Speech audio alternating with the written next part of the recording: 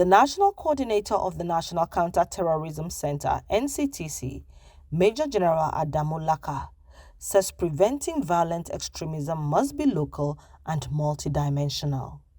Speaking at the maiden National Summit on Preventing and Countering Violent Extremism, PCVE in Abuja, Laka said security measures alone cannot tackle radicalization. Laka, represented by Commodore Ahmad Madawaki, identified unemployment, climate stress, exclusion and porous borders as key drivers of vulnerability. He urged government, civil society, media and the private sector to make long-term community investments. That violent extremism will not be solved by any one institution acting alone.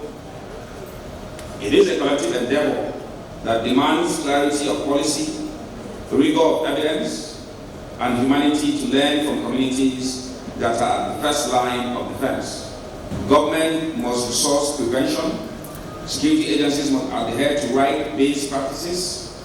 Civil society and the media must amplify credible narratives. And development partners and the private sector must make long-term investments in these affected communities.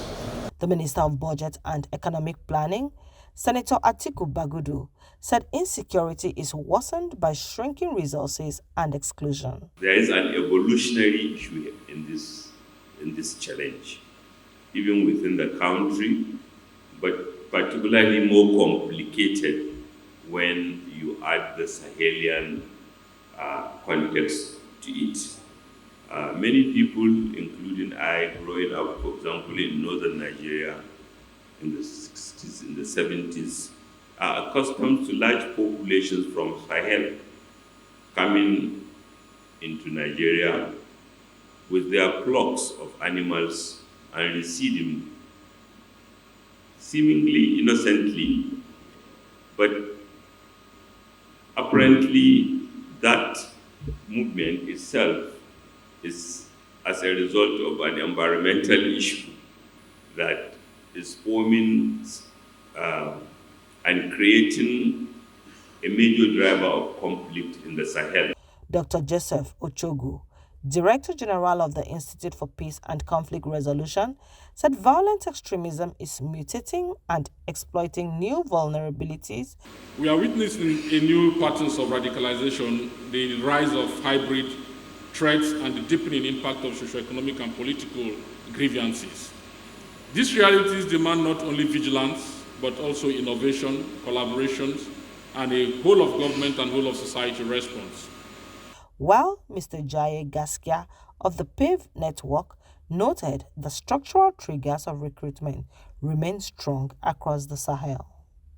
We begin with keynotes on the evolving landscape of violent extremism that will be given by the National Coordinator, followed by a lead paper that would highlight violent extremism as a pan-Nigerian threat and the urgency for collective action that will be given by the DG of the Institute of Peace and Conflict Resolution.